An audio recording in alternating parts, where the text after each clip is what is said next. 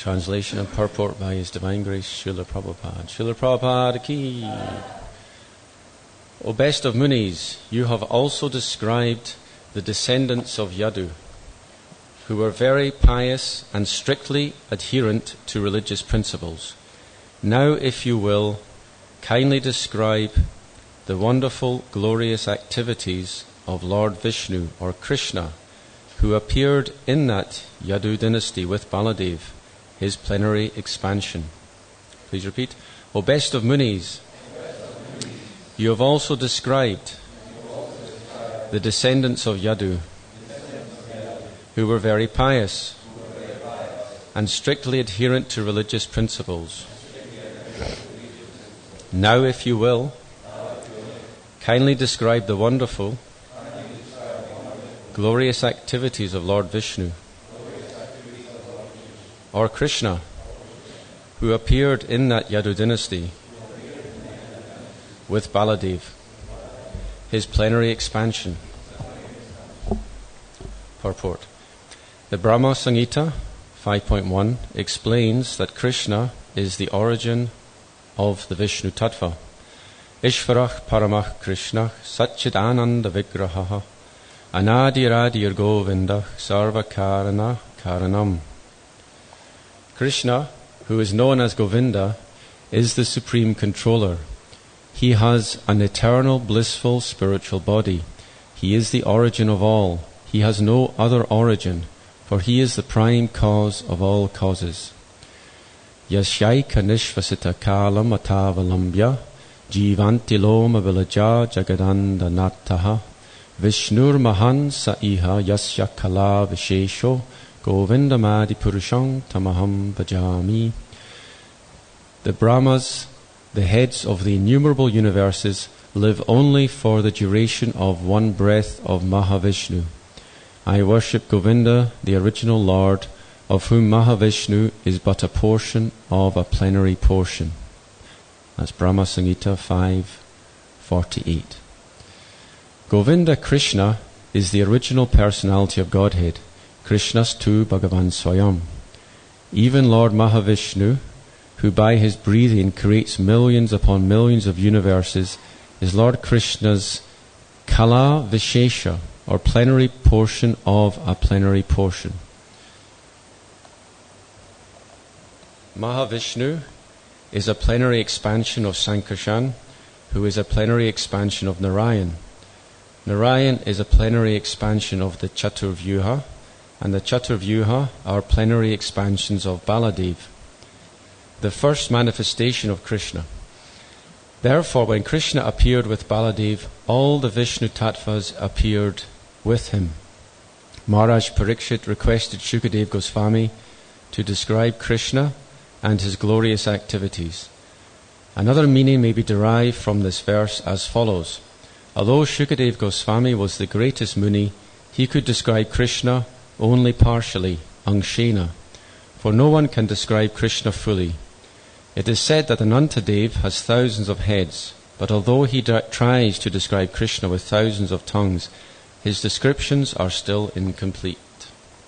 Yadoshcha dharma shilasya nitaram muni sattama tatrang shena vatirnasya vishnurvirya nishangsanaha. O best of Munis, you have also described the descendants of Yadu, who were very pious and strictly adherent to religious principles. Now, if you will, kindly describe the wonderful, glorious activities of Lord Vishnu or Krishna, who appeared in the Yadu dynasty with Baladev, his plenary expansion. Om Jnana Timarandasya Gyananjana Shalakaya Chakshurum Militam Yena Tasmai Shri Guruve Namaha Vanchakalpatarubhyascha Kripa Sindhubhya Evacha Patitanam Pavanebhyo Vaishnavibhyo Namo Namaha. Jai Shri Krishna Chaitanya Prabhu Nityananda Shri Advaita Gadadhar Shrivasari Gaura Bhaktavrinda. Hare Krishna, Krishna Krishna, Hare Hare, Hare Rama, Rama Rama, Hare Hare. So in the 9th canto, there was 2 dynasties described. The Surya dynasty and the Soma dynasty, the sun and moon dynasties. Actually, in chapter 14 there was one That's where we change. Before chapter 14, the Sun dynasty is described. And then at one point, Parikshit Maharaj, he asks, you've described the Sun dynasty elaborately, now please describe the Moon dynasty. So the Moon dynasty, in its description, we discuss King Yadu, and ultimately we come to Krishna.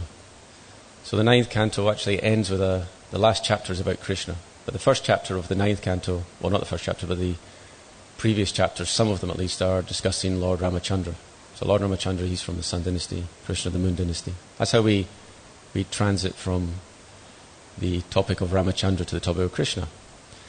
So in today's verse, also discussing King Yadu.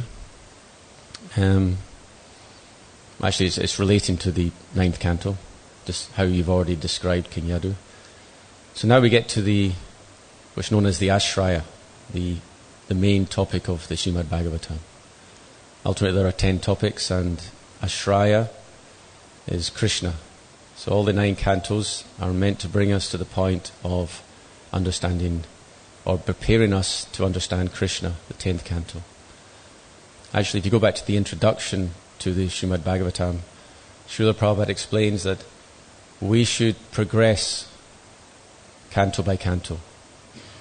He also says, however, all the cantos are independent. So even if you haven't read the previous cantos, each canto is independent, so it's a self-contained unit. But the recommended process is to read all the cantos. So what's the difference between the 10th canto and the Krishna book? How would you describe the difference? Is anyone, if you've looked at both, you'll see there's slight differences. I mean, the Krishna book is more easily digestible, right? Some of the more philosophical parts, the technical parts, they've been not present. It's more of a story. There's still a lot of technical parts, but it's still mostly like a story. So there are different ways that we can read scripture.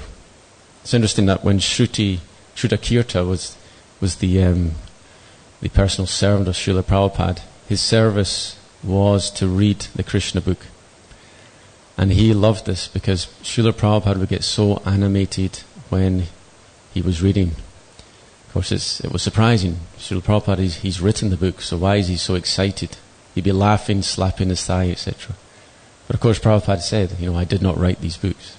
So it's ever fresh, the subject matter.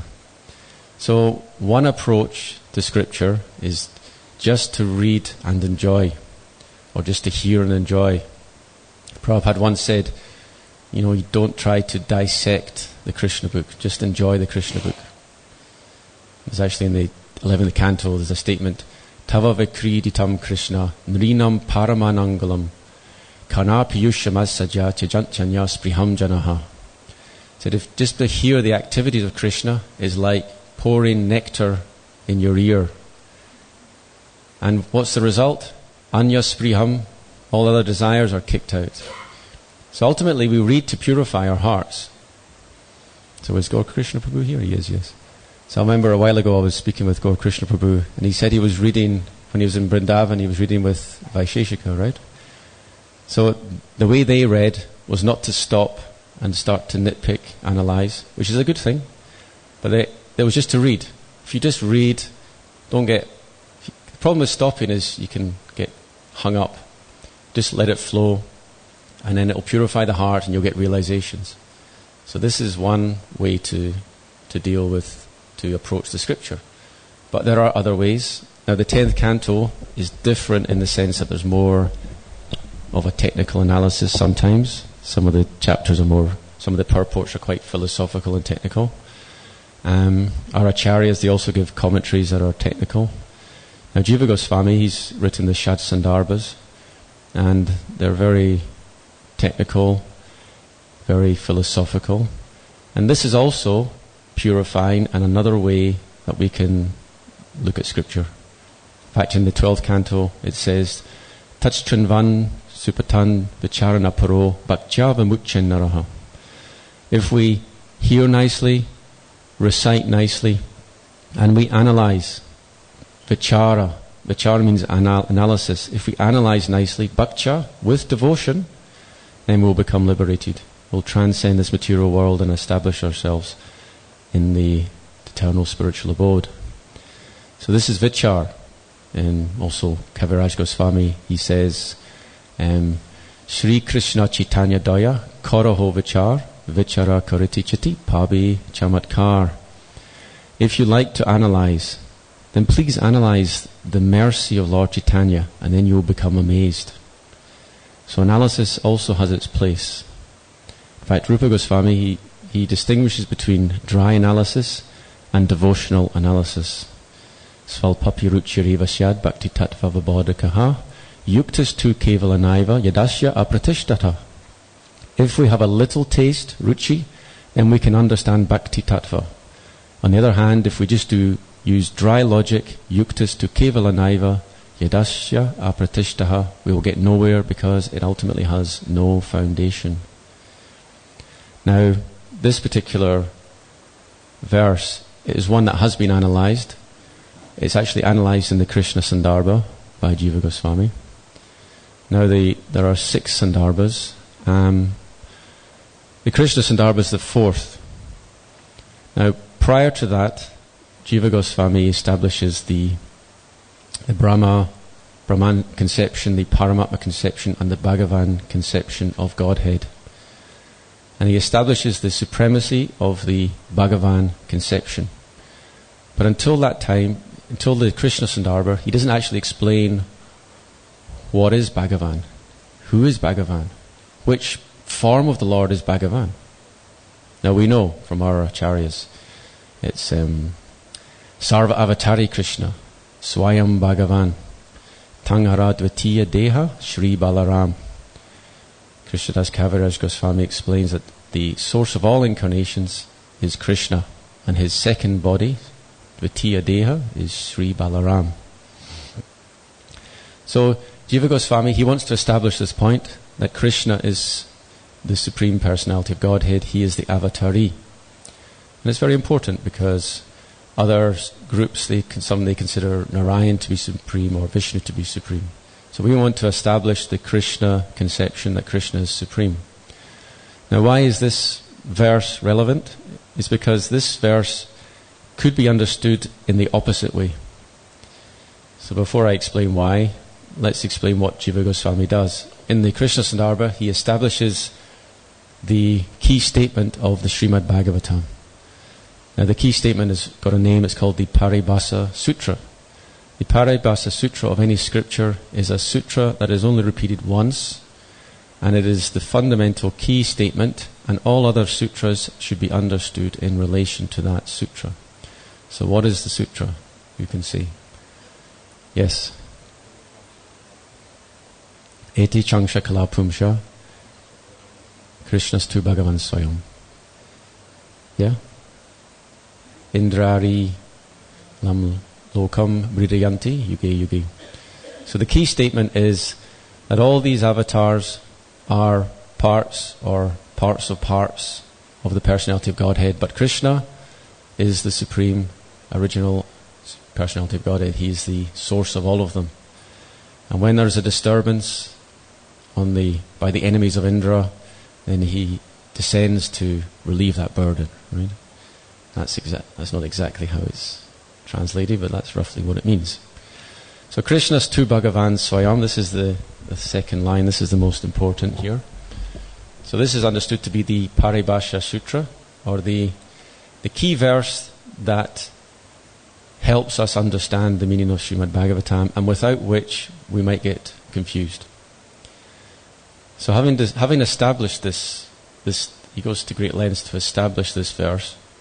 He then looks at counter evidence. Now today's verse is one example, and there are a number of verses in this particular section of the Srimad Bhagavatam that appear to be saying the opposite. So I'll explain why. It's the word in the third line, angshena. So angshena, what does it mean? What is the word angshena? Angsha means expansion. What does angshena mean? No? What does the ena, little nd mean? Bit of Sanskrit here. It's the third case. It's called the instrumental case in Sanskrit. Okay, generally it means by or with. If you say angshena, it means by an expansion or with an expansion. Now, if you take the first meaning, by an expansion, then what this verse means, it means that Krishna has descended by, or it means Vishnu has descended by his expansion, and his expansion is Krishna. That's the incorrect meaning, Angshena. The correct meaning is given, it's in the word for word, with his plenary expansion, Baladev. So Baladev is an expansion of Krishna. So instead of saying by an Angsha, we say with an Angsha, and that way we resolve the problem. Now there's another way to resolve the problem, and it's given in the purport. And actually this is the same statement that's made in Vishwanath Chakravarti Thakur's purport to the same verse. It's as follows: although Shukadeva Goswami was the greatest Muni, he could describe Krishna only partially, Angshena, for no one can describe Krishna fully. So there's another way to solve the problem. We decide that the term Angshena really means it's a brief description. So there are so many verses, so many chapters on Krishna. It's a lot, but we should understand that this is just Angshena. It's just a tiny fragment, because ultimately Krishna is unlimited. And so Brahma says, Gunatmanas tepi gunanvamatum hitavati anasya ka isharisya kalena yarva vimitasu kalpai bupangshavake mehika jubashaha. The scientists may be able to count the snowflakes, the luminaries in the sky, or even the atoms of the universe, but they will never be able to count the qualities of Krishna. So the realm of Sri Krishna is unlimited, beyond conception. Therefore, even though there are, how many chapters are there in the 10th canto? 90, is it? Is it 90? Even though there are 90 chapters, we should understand this is just a fragment. You cannot come to any conclusion. As the purport explains, even Ananta has thousands of heads, but although he tries to describe Krishna with thousands of tongues, his descriptions are still incomplete. Not only that, but even though unlimited verses don't describe Krishna, any one verse has unlimited meanings as well. There's a statement in the Chaitanya Charitamrita, Krishna Tulya Bhagavata Vibhu Sarvashraya Prati Shloki Prati Akshari Nana Artakoya. The Srimad Bhagavatam is equal to Krishna. It is Vibhu. It is like Krishna himself.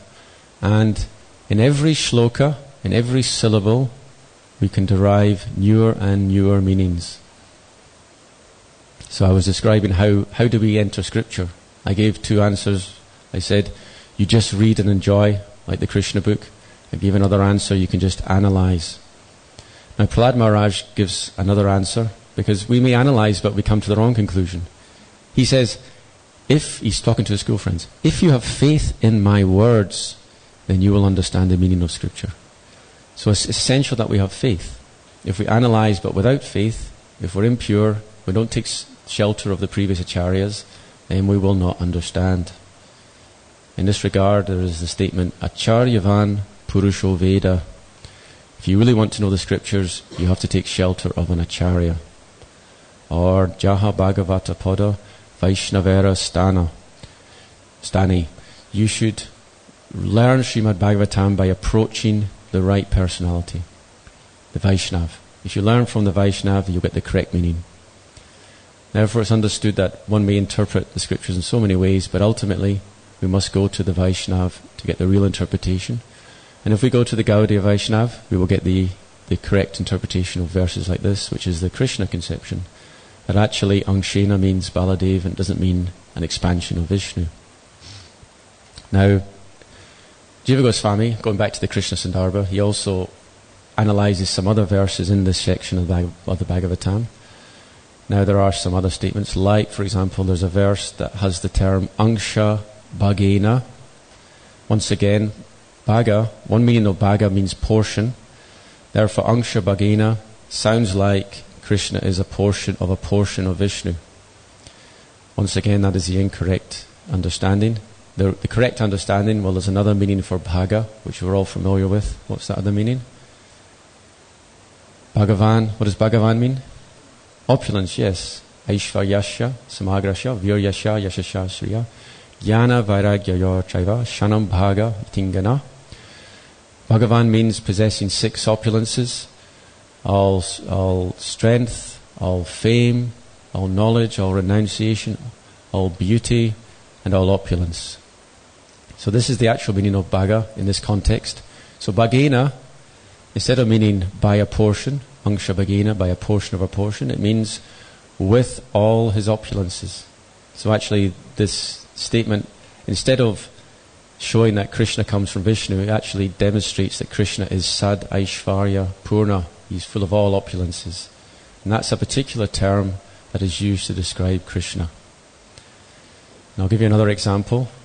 There's one verse where Krishna is described as Achutangsha, which looks like an expansion of Achyuta. So one way you think, well, that means that Krishna comes from Vishnu and Vishnu is known as Achyuta. But in this context, Jiva Goswami, he gives the other meaning. Now this is to understand this, it's really about understanding how compound words work. I'll give you an example. What does pitambara mean? Yellow cloth? Okay, there's another meaning. It's to do with Krishna. It's a name for Krishna, right? Pitambara is a name for Krishna. So what is the correct meaning? Well, both meanings are correct, but one is yellow cloth and one is Krishna who wears yellow cloth. So therefore, it can either mean the object itself or the person who possesses it. So Achutangsha can mean an expansion of Achyuta, or it can mean he who contains or possesses all the expansions of Achyuta. So it's understood that when Krishna descends, all the other avatars enter into his body. Therefore, when we say Krishna is Achutangsha, all we're really saying is all the other avatars are present with Krishna. So these are some ways that we adjust. So this is how we understand Scripture. It's a branch of knowledge. It's called hermeneutics. So the way to understand a Scripture is to ascertain the Paribhasha Sutra, which in the case of the Bhagavatam is Krishnastu Bhagavan Swayam, and then we must adjust all other shlokas to make it conform with this meaning. This is what Jiva Goswami does. Now I'll just branch off a little bit. Also in the Krishna Sandarbha, Jiva Goswami, he looks at other evidence from other scriptures which suggest that Krishna is an expansion of Vishnu. Now there's 2 examples. One is from Mahabharata and one is from the Vishnu Purana, and they say the same thing. They say that from a black and white hair of Vishnu, Krishna and Balaram appear. Have we heard this before? Some people, they like to say this. So there are actually 2 verses, one from the Vishnu Purana. Now if you analyze these verses, you find that the word Balaram doesn't appear. In one verse it's Sita, Krishna, Keshau. Sita means white, Krishna means black, and Keshau means 2 hairs. In the other one it's Shuklam and Krishnam, black and white hairs again, Keshau. So one answer that Jiva Goswami gives, he says, if you take the word Keshau to mean hairs, you don't have to. He gives an alternative translation. But if you take the words Keshau to mean 2 hairs, then that's fine. But the verses don't say Krishna and Balaram. They just say a black and white incarnation, black and white hair. So one way to interpret that is to say that the white hair is Shankarshan and the black hair is Vasudeva. So we could say, okay, Vasudeva and Shankarshan ultimately coming from Vishnu. And in a sense that is correct. In a sense because all avatars come from Vishnu. So we can consider it this way. Although as explained here, the Chaturvyuha, Shri Radha Gokulananda Ki Jai. As is explained here, the Chaturvyuha, from the Chaturvyuha comes Narayan, and then we get the various Vishnu incarnations. So the Chaturvyuha, they actually appear before Vishnu. But anyway, that is one explanation. Another answer he gives, he says, actually the story is not correct. Because Vishnu, he doesn't grow old, therefore he doesn't have any white hairs. He says actually not even the demigods have white hairs, therefore it is not actually correct at all. But he gives another answer. He breaks it down. The word Kejau means 2 hairs. Keja means 1 hair. So he breaks the word down differently. He says Ka means blissful and Isha means Lord. So Kejau means the 2 blissful lords, Krishna, Balaram. It's another way to do it. So there's different ways. These are all to establish the very point that Krishna is the Supreme Personality of Godhead. Therefore, understood in this light, we see this purport makes a lot more sense. Because you may wonder, why is this purport saying Ishvara Parama Krishna? Why does it say Vishnu Mahan Saiha Yasya Kala Vishesho? Why does it say that Vishnu is an expansion of Krishna? It all makes sense because we can understand it in relationship to the Krishna Sandarbha. That we have to establish that every verse ultimately is saying the same thing, that Krishna is the Supreme Personality of Godhead. So I wasn't there for yesterday's class, but the introduction, let me have a look. Hold on a second. Try and find it. The summary of the 10th canto goes through all the chapters. It's a long summary. I don't know if anyone read it or not. It's several pages. Was it read? It was Prabhupada class yesterday on Tuesday. Did anyone read the summary? Anyway, it's so long. There's the description of every single chapter. But it's worth looking at the structure of the 10th canto. We begin with the Vrindavan pastimes. There's the advent of Krishna, the Vrindavan pastimes. And then Krishna then leaves.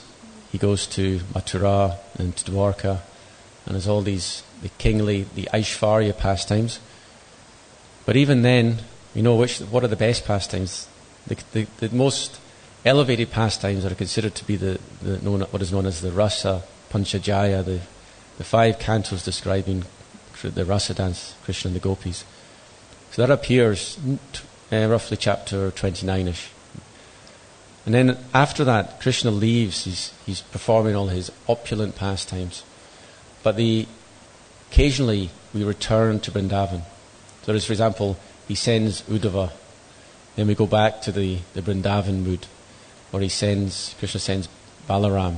And we return to the mood of Vrindavan, and we see the great lamentation of the gopis. And also, when the solar eclipse occurs, and then the Yadu dynasty, they go to Kurukshetra, place of pilgrimage, and then at that time the residents of Vrindavan, they come. That is also very much in the mood of Vrindavan, and that's in the mood of separation, for Pralamba. And the gopis they get to see Krishna again, but they're feeling great separation, because although they're standing in front of Krishna, they're not in Vrindavan, and so their desire is to bring Krishna back to Vrindavan. And this is where we get the origin of Ratha Yatra, how we're bringing Krishna from Kurukshetra to Vrindavan. So the 10th canto, we understand the highest part is this mood, the Braj Bhakti. And that is something that Krishna particularly came to give. In the Chaitanya Charitamrita, it is said, Prema rasa niryasya kariti asvadana raga marg bhakti loki kariti pracharana rasika shekara Krishna paramakaruna edui hetu hoiti idchara udgama. That Krishna comes for 2 reasons: to taste prema and to distribute or to teach the raga marg, the path of spontaneous love. Therefore, he is known as Paramakaruna, very merciful, giving the raga marg, and Rasika Shekara, he's enjoying the pastimes himself. He's enjoying the Leela with the residents of Vrindavan. So this is a kind of overview. So when we read the Srimad Bhagavatam from the point of view of rasa, Krishna Rasa Vaisaha, he is the embodiment of all rasa.